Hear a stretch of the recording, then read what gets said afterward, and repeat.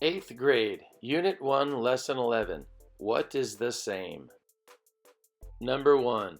If two rectangles have the same perimeter, do they have to be congruent? Explain how you know. I've illustrated two rectangles. The first rectangle has a perimeter of 10, and the second rectangle also has a perimeter of 10.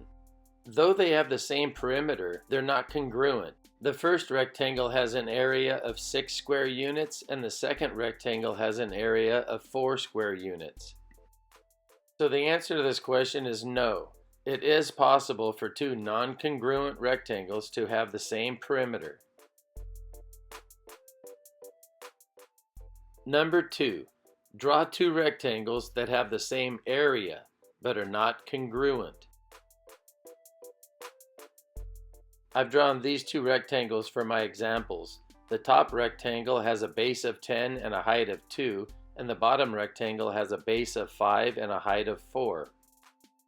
They're not congruent, but they both have the same area, 20 units squared.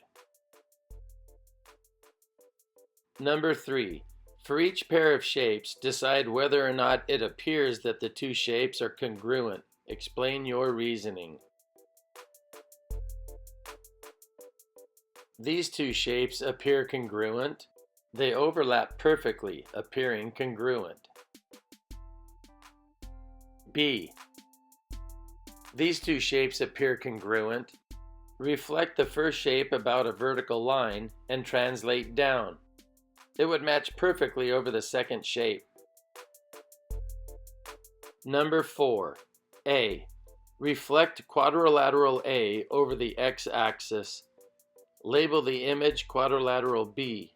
Reflect quadrilateral B over the y-axis. Label the image C.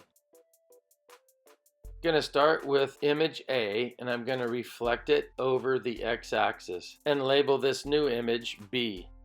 Next, I'm going to reflect image B across the y-axis and label the new image C.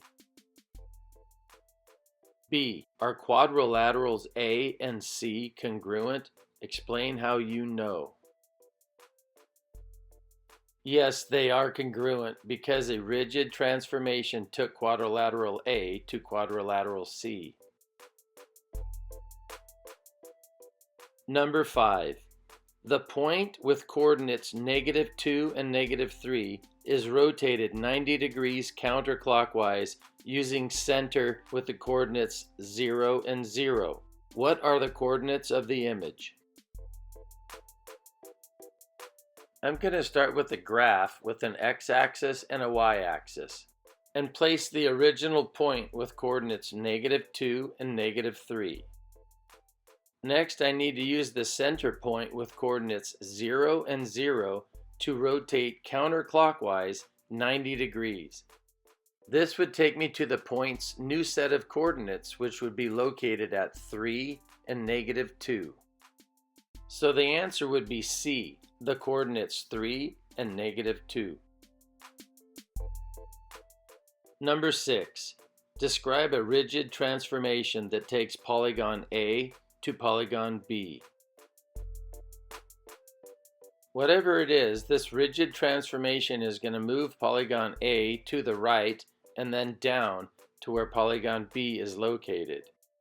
You can rotate polygon A 180 degrees around center point coordinates 0, 0 to get to polygon B. Or you can reflect about the y-axis, then a reflection about the x-axis.